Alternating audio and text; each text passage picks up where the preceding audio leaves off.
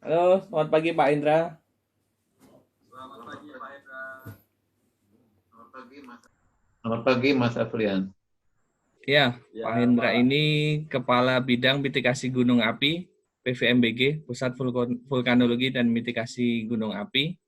Kali ini saya sama Avel akan ngobrol-ngobrol tentang Gunung Krakatau kemarin dengan Pak Hendra Gunawan. Iya. Mungkin bisa Terima tanya kasih pertama, Pak Pak. sudah bersedia. Terima kasih ya Pak Hendra sudah bersedia hadir dan meluangkan waktu di hari Minggu ini untuk ngobrol-ngobrol sama Geo Insight Pak. Oke. Gimana kabarnya Pak? Sehat Pak? Alhamdulillah, mungkin semakin bulat di rumah ya. Iya Pak, benar Pak. Di rumah terus nih Jadi berarti Pak ya? Bapak Iya, dari tanggal 20 Oh Maret. iya. dari tanggal 20. Oke Berarti Pak, mungkin langsung aja monitoring kita. gunungnya gimana tuh Pak? Dari Sekarang sudah rumah bisa pakai Pak? monitoringnya Pak. Sudah pakai HP, Oh, sekarang monitoringnya datanya sudah bisa dilihat mudah sekarang. udah Oke. canggih ya Pak ya. Oke, jadi monitoringnya cukup lewat handphone ya sekarang Pak ya? Iya, iya. Ya, ya. Gimana sekarang Oke, mantap. kondisi Gunung Krakatau sendiri Pak, anak Krakatau? Saat ini apakah masih Ya, erupsi? kemarin setelah erupsi dari malam sampai pagi hari kemarin, sekarang berangsur tenang sampai saat ini. Jadi kemarin erupsi selama beberapa jam, lebih dari 6 jam, kemudian sekarang tenang. Tapi Oke. kejadian seperti ini sudah dari April 2019 ya, dengan Oh, beberapa kali, kadang-kadang seminggu erupsi, istirahat 2 bulan gitu. Ini udah yang kesekian kali seperti ini.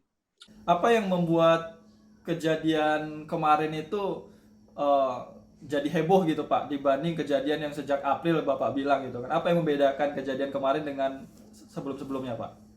Saya terus terang saya bilang ke istri saya juga, saya bingung kenapa erupsi dari dulu kok sekarang malah ribut. Hanya kan Oke. istri saya kan orang awam ya, Hmm. dan ikut aktif di Instagram ya. Ya kalau Hmm. masyarakat itu kan ingin bertanya kenapa. Ya, benar Pak. Kalau Betul. gunungnya tahu dari gunung ya selesai. Tapi kalau Iya. belum ada penjelasan ya masyarakat ternyata bingung gitu. Saya juga pertama kali menghadapin. Biasanya selama ini gunung meletus ya anteng-anteng aja. Masyarakat tahu gunung meletus ya. Ya, Tapi ya. kemarin tuh sampai semua TV nasional meliput dari pagi sampai dari subuh bahkan sampai jam 20 malam TV itu apa meliput. Jadi antusiasnya sangat tinggi untuk masalah yang kemarin ya. Ya, Iya, iya. mungkin karena Padahal kalau secara apa besaran atau kuantitas letusannya tidak lebih besar dibanding yang bulan Sebelumnya April sejak bulan April ya Pak ya? Artinya ini iya betul. tidak ada anomali kan Pak ya? Iya tidak ada mana ya. Hanya saya kaget dengan respon masyarakat yang ada di Depok Bogor itu. Dan Oke. sekitar begitu antusias ingin mengetahui penyebab kejadian kemarin. ya, karena suara dentuman itu mungkin yang membuat masyarakat itu sangat tertarik, Pak. Saya sendiri kemarin juga terbangun, saya di daerah Jakarta Barat, Pak. Kemarin saya emang terbangun gara-gara suara itu juga sih, emang suaranya tuh. eh, dan setelah buka Twitter, Instagram, emang masyarakat lagi ngomongin itu juga, rame gitu. Jadi ya dikaitkan dengan eh, anak Krakatau. Ya, ya, ya, ya. Memang jadi apa? Jadi topik hangat. Kita punya grup saintis juga dengan berbagai latar belakang keahlian juga memperdebatkan banyak. Oh iya, iya, iya. Kalau statusnya Gunung Anak Ya kalau Krakatau ini masih waspada, Pak ya? Masih level 2 ya. Level 2 ini kan artinya tingkat risikonya masih kecil lah ya. Kalau kita terjemahkan dalam jarak, masih dalam jarak 2 kilometer dari kawah. Oke. Ya, artinya kan di sana kan cuma di pulau aja bahayanya kan. Makanya iya level iya. ini tingkat aktivitas atau level ini berkorelasi langsung dengan tingkat ancaman. Kalau ancamannya masih kecil, kita level 2. Oke. Maka udah level 3 itu udah mulai ada ancaman ke daerah pemukiman. Oke. Oke. Saat ini kalau nggak salah yang status level 3 itu ada 3 gunung ya Pak di Indonesia ini? Ada di Karangetang, di Sinabung, dan Gunung Agung. Oke, artinya hal ini udah biasa ya di Indonesia karena di Indonesia punya banyak gunung api, jadi dengan status yang bersamaan di level 2 dan 3 ini harusnya menjadi hal yang biasa Pak ya? Ya, betul. Jadi yang level di atas normalnya ada 20 gunung totalnya ya. Yang level 3 ada 3 gunung, yang 17 gunung level 2. Di Oke, antaranya Gunung Agung, Gunung Dukono itu meletus menerus. Udah bertahun-tahun meletusnya. Jadi bukan ujuk-ujuk kemarin gunung-gunung lain meletus. Tidak, itu dilaporkan setiap hari juga. iya, ya. Pak, jadi untuk meluruskan aja Pak, karena kemarin itu kan banyak juga yang berseliweran bahwa dentuman yang timingnya bersamaan tuh Pak dengan ya berdekatan lah dengan letusan Krakatau, anak Krakatau gitu kan. Tapi beberapa ahli kan kayak Mbah Rono pun bilang ini dentumannya dari anak Krakatau nih gitu kan. Tapi PVMBG sendiri kan mengklarifikasi itu tidak ada kaitannya. Nah, menurut Pak Hendra sendiri menanggapi isu tersebut seperti apa Pak? Ya, ini mungkin hal yang mendasar ya. Apalagi mas-mas kan dari basic saintis ya, ilmu Ya Pak. geologi gitu. Acuan kita dalam melakukan suatu penelitian, katakanlah ya, atau suatu ingin menjawab suatu permasalahan, kan dasarnya data ya. Itu juga yang kita terapkan. Kita cari data di sekitar pos ya. Ya tentu kita akan tanya petugas pos yang ada di dekat Gunung Krakatau ya, yang ada di Pantai Carita, ada juga yang di Lampung di Kalianda. Mereka tidak mendengar. Saya tidak berhenti sampai sana karena fenomena suara ini di Jakarta. Saya tanya ke pos terdekat ke Jakarta, yaitu pos Gunung Gede yang di Puncak Bogor dan pos Gunung Salak di Bogor, perbatasan Bogor Sukabumi. Mereka memang mendengar dentuman. Yang di Puncak Bogor mendengar dentuman petir sekitar jam 22. Itu memang hujan ya di sana. Dari pukul 18 sampai 22-an itu hujan. Sehingga pengamat juga bilang, ya memang pukul segitu ada dentuman petir. Terus saya tanya yang di pos Gunung Salak juga mendengar sekitar pukul 2 lebih dini hari. Tapi cuaca cerah, jadi kemungkinan suaranya itu bukan di sekitar pos, tapi di sebelahannya lah. Itu yang pertama yang saya tekankan, bahwa itu yang data yang kami punya. Tapi kita juga tidak menampik apa yang dilaporkan masyarakat yang ada baik di Bogor, di Depok, di mana memang kenyataannya mendengar ya. Ya. Karena saat jam 3 subuh itu saya ditelepon salah satu radio, dan di sana ada pendengar juga ibu-ibu yang menyatakan melapor ini Pak sedang terjadi. Seperti itu ya. Akhirnya sampai pagi saya laporkan ke pimpinan bahwa ada 2 kejadian, tapi yang korelasinya belum kita bisa ketahui apakah saling berkorelasi atau tidak. Itu sampai pagi. Oke, jadi kesimpulannya terakhirnya kami lihat di media dan dari Pak Hendra sendiri, dentuman itu diakibatkan di petir di Gunung Salak dan Gunung Gede, Pak ya? Itu kan laporan lokal ya, petugas. Laporan setempat ya. Kan kita nggak bisa menjawab pertanyaan yang ada fenomena yang ada di Jakarta. Oke. Dari sana kan, jadi bukan menjawab, itu hanya informasi. Oke, intinya masih dalam tahap ya penelitian juga Pak ya? Ya, langkah kedua, dari instansi pemerintah yang lain menyampaikan informasi bahwa pulau terdekat dengan anak Krakatau adalah Pulau Sebesi. Masyarakatnya melaporkan, ada ibu-ibu ya, bahwa pukul 11 malam itu memang ada semacam gemuruh lah, tapi jarang-jarang sekali. Udah gitu ya nggak ada lagi. Oke. Berarti itu kan jaraknya sekitar 15 kilo. ya, jarang-jarang dan tidak terlampau signifikan lah. Nah, berdasarkan info ini, info yang pertama dari pengamat pos di Pantai Carita dan Lampung yang tidak mendengar, jadi mendengar hanya laporan yang jaraknya 15 kilo, itu pun juga sayup-sayup lah. Nah, ini akan menjadi pertanyaan buat saya, bagaimana caranya menerangkan di Depok begitu keras gitu suaranya. Iya, Pak. Ya. Dilihat secara ilmu kegunung apian itu erupsinya yang miskin gas ya, jadi erupsi kecil, Strombolian, ya istilahnya air mancur lantaran pijar lah, yang tingginya cuma 500 meter. Nah, dengan fakta-fakta ini kita ditantang untuk menjelaskan bagaimana menjelaskan fenomena yang dilaporkan di daerah Depok. Nah, itu kan dua hal yang sangat berseberangan ya. Fenomena secara geologi seperti itu, ada laporan dari Pulau Sebesi juga tidak terlampau intensif, lebih jauh lagi malah tidak terdengar, tapi di Depok begitu. Dan sekitarnya malahan ya, begitu dan sekali. Itu dua hal kontradiksi yang sulit sekali untuk secara langsung kita korelasikan. Oke. Artinya ya sampai saat ini dentuman itu masih misteri sebenarnya Pak ya, dari mana asal suara dentuman itu ya. Nah, sambil berjalan, laporan tetap data apa adanya kita sampaikan ke media ya. Kita tidak difokuskan ke menjawab kenapa, tapi minimal data itu kita sampaikan.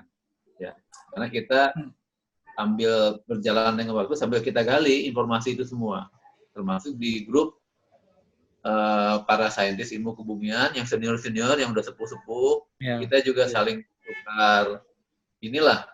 Ada yang memakai acuan penelitian orang asing, ya, bagaimana menjelaskan secara ilmiah suatu erupsi dan suaranya perabatannya sampai mana. Itu di grup itu saling berkomentar di sana. Bahkan ya. ramai ya, artikel penelitiannya pun di-share di situ. Akhirnya saya baca, nah di artikel itu disebutkan, saya kasih, bahkan saya tandain lah di kesimpulannya bahwa dua hal untuk letusan Stromboli sangat sulit untuk dijelaskan bisa merambat sampai jauh, kecuali letusannya Plinian. Itu untuk menambah informasi yang tadi yang pertama. Nah, dengan adanya teori lah katakan dari itu, gimana ya dengan pernyataan bahwa dengan letusan Stromboli sangat sulit untuk memberikan air shock yang begitu jauh, apalagi sampai Depok. Itu juga ya sudahlah, sampai sana sudah mulai sedikit-sedikit jelas. Jadi tadi dari data kan, pengamat, sekarang dari artikel penelitian. Itu sampai pukul 12 sampai pukul 2 siang itu.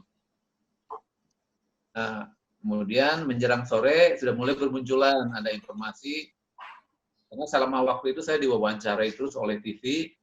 Saya sampaikan juga kalau PPMBG ini fokus lebih ke monitoring gunung api, bukan dentuman ya, bukan suara.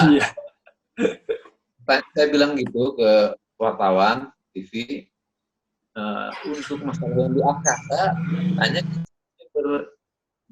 berhubungan, saya bilang, saya nggak menunjuk institusi mana, karena bagiannya di angkasa itu, di langit, saya bilang.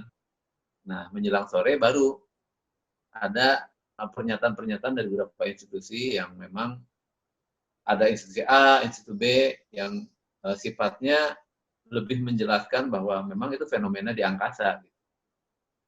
Sore itu semakin clear, jadi makin mulai ada terang lah dari data-data mereka. Oh, ini yang dari A, oh ini dari datanya sangat kecil kemungkinan disebabkan oleh yang dari erupsi. Yang dari institusi B bilang, wah ini juga mengarahnya sama lah kurang lebih seperti itu. Oke. Terima kasih Pak penjelasannya, sudah jadi terang kita alasan kenapa PVMBG mengklarifikasi bahwa dentuman itu kecil kaitannya terhadap Krakatau berdasarkan data-data yang Bapak-bapak sekalian terima. Gitu. Nah, Kalau dari PEP sendiri kan fokusnya memang memantau aktivitas anak Krakatau ini gunung. akan membahayakan masyarakat atau tidak gitu kan Pak. Dan saat ini Ya, apakah betul, betul ya. statusnya masih waspada atau sudah turun Pak? Karena tadi kan Bapak bilang udah mulai mereda nih. Ya, ya, ya. Masih, jadi level itu bukan seperti knop listrik ya, saklar listrik yang on off seperti itu. Karena kan di balik itu dalam penentuan ini ada riset, ada penelitian yang panjang.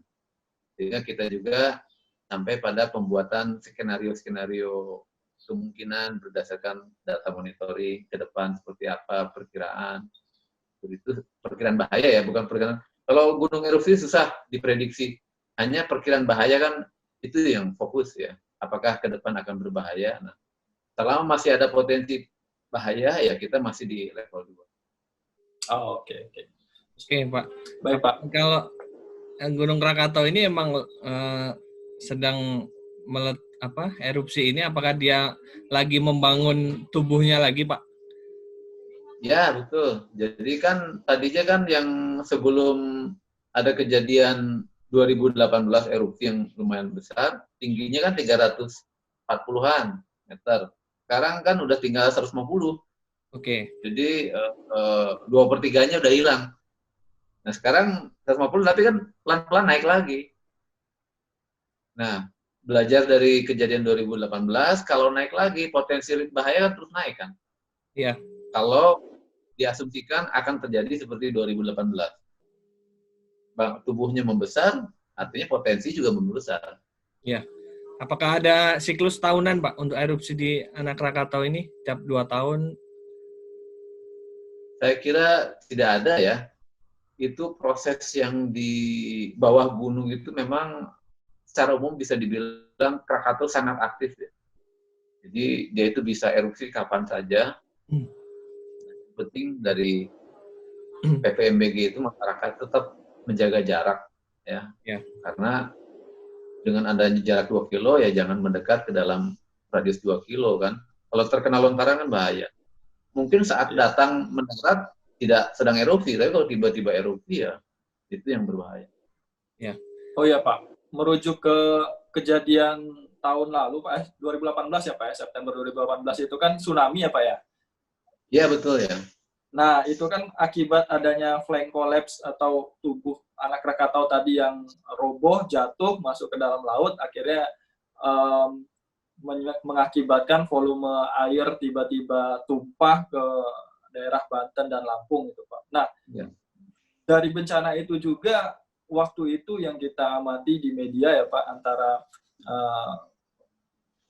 PVMBG maupun BMKG melihat ini tsunami-nya belum pernah kita alami gitu kan, karena biasanya kalau BMKG berpatokannya melihat aktivitas gempa menyebabkan tsunami gitu kan, karena nggak ada gempa jadi nggak ada peringatan tsunami gitu, sedangkan PVMBG sendiri tanggung jawabnya untuk mengamati aktivitas gunung api gitu kan, yang selama ini jarang terjadi tsunami gara-gara itu gitu kan. Nah, untuk mengantisipasi peringatan dini yang lebih baik Pak ke depannya, bagaimana improvement yang sudah dilakukan PVMBG sendiri atau kebencanaan di sekitar area anak Krakatau gitu Pak? Ya. Ini pertanyaan bagus ya. Kita memang harus selalu belajar dengan apa yang terjadi di sekeliling kita ya. Apalagi yang punya latar belakang saintis ya. Ini membuka mata kita semua bahwa ternyata dalam penanganan bencana ini mutlak diperlukan adanya koordinasi, baik itu PVMBG dengan BMKG atau dengan BPBD. Nah itu yang kemarin kita luput, belum lebih ke fokusnya lebih ke urusan kantornya masing-masing lah.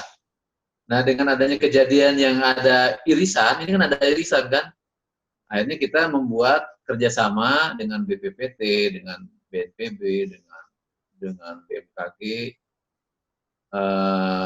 memonitor bersama.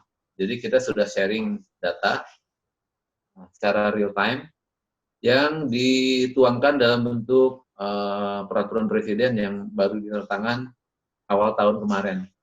Bulan Januari sudah ada bahwa untuk daerah seperti kasus kayak Krakatau ini udah tanggung jawab beberapa pihak.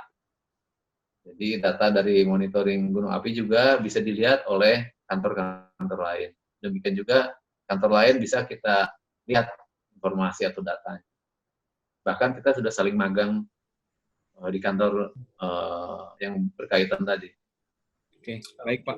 Kalau untuk di daerah lain Pak, apakah semua gunung api di Indonesia udah terpantau dengan alat yang cukup lengkap juga Pak? Enggak, Pak? Ya, ini pertanyaan bagus. Memang itulah perjuangan masyarakat Indonesia ya, dari mulai zaman presiden keberapa, kemudian dari mulai anggarannya yang tadinya kecil, sekarang alhamdulillah dari waktu ke waktu anggaran untuk peralatan itu terus bertambah, sehingga itu juga membuat kita lebih bersemangat lagi untuk memonitor. Ya, insya Allah lah lebih dari waktu ke waktu terus bertambah baik.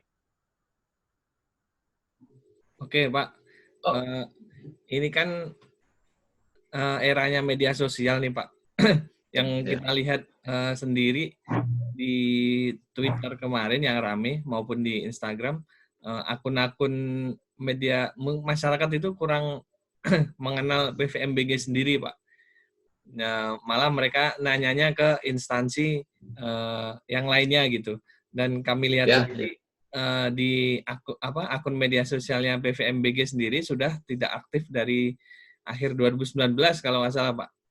Mungkin ya, betul, ya. Itu bisa masukan dari masyarakat supaya lembaga PVMBG juga lebih aktif lagi di media sosial saat ini Pak.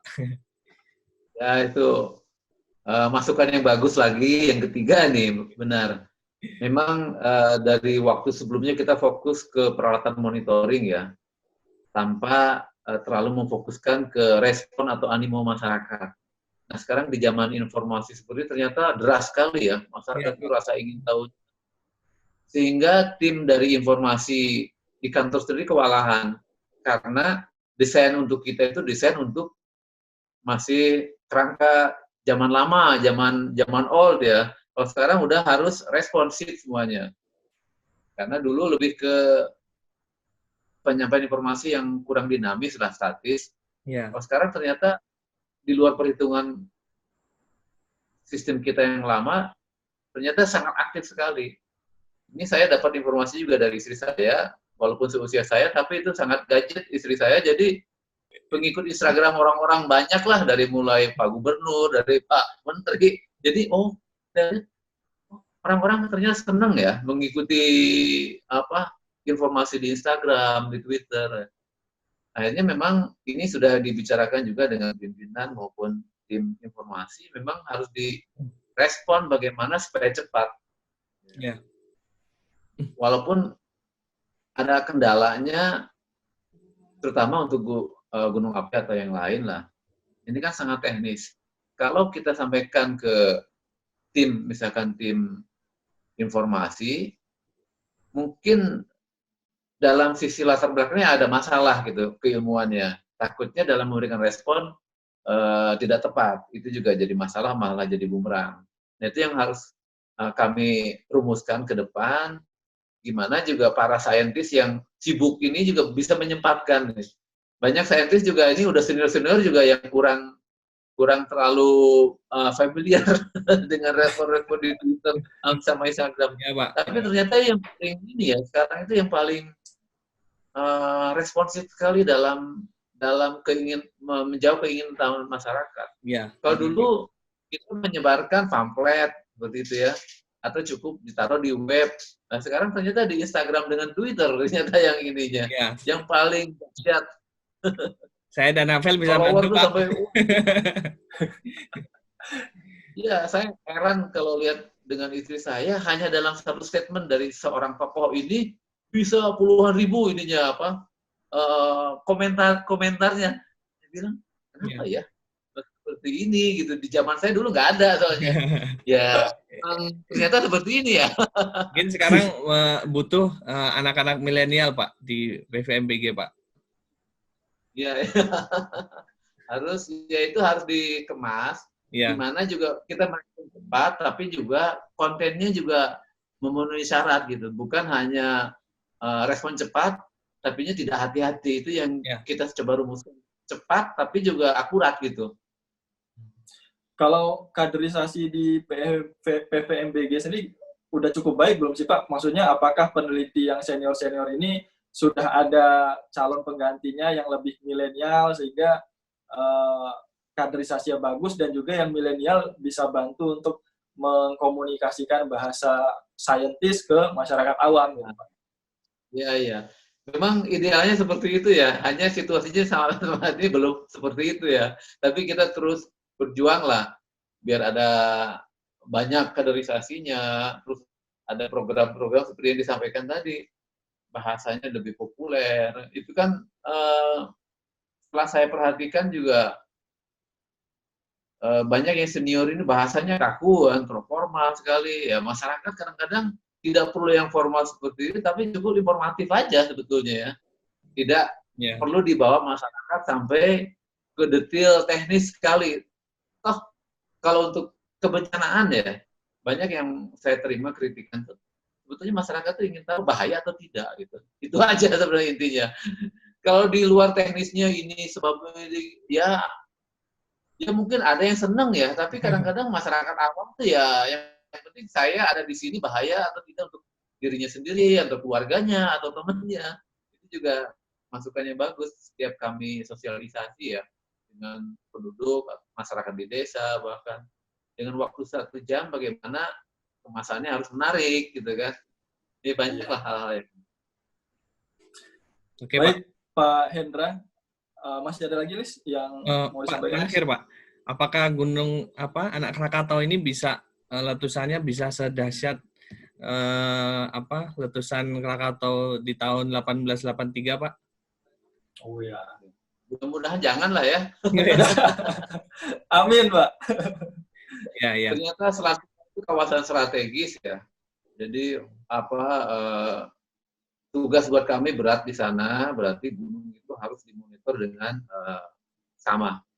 Oleh karenanya dengan bekerja sama dengan BPPT dan BMKG, alhamdulillah sudah banyak dipasang peralatan yang tercanggih ya. Salah satunya dengan sistem kabel istilahnya SCB ya, Smart Cable Bottom. Jadi ada kabel bawah laut yang ditanam. Itu kabel pintar, sehingga data itu bisa ditransmisikan dengan cepat dan langsung ke media kemana-mana lah. Memang harganya ya ampun ya, pokoknya ampun-ampunan harganya. Dan itu buat level BPPT juga masih dalam riset, sehingga kerjasama dengan kontraktor asing yang menyediakan teknologi seperti itu. Tapi BPPT sendiri juga mengembangkan mandiri. Tapi karena ini dibutuhkan cepat untuk Selat Sunda, jadi diprioritaskan yang penting sistem tersebut dipasang dulu, sudah dipasang alatnya. Di samping dari peralatan dari vulkanologi ya. Karena peralatan dengan sistem bui itu kurang efektif, respon kurang cepat, dan banyak vandalisme yang alat-alatnya hilang. Karena kan kalau itu kan ditaruh di laut terombang-ambing ya. Ya, ya. Oke, Vel, ada lagi? Mungkin cukup seperti itu dulu Pak untuk diskusi kita pagi ini. Terima kasih banyak. Setidaknya para followers Geo Insight sudah mendapatkan pencerahan yang banyak pagi ini dari Pak Hendra tentang ya kabar teranyar dari Krakatau lah dan bagaimana statusnya saat ini dan ancamannya ke depan. Terima kasih banyak Pak Hendra. Terima kasih Pak Hendra. Selamat siang, Pak. Sama-sama Mas. Sama-sama.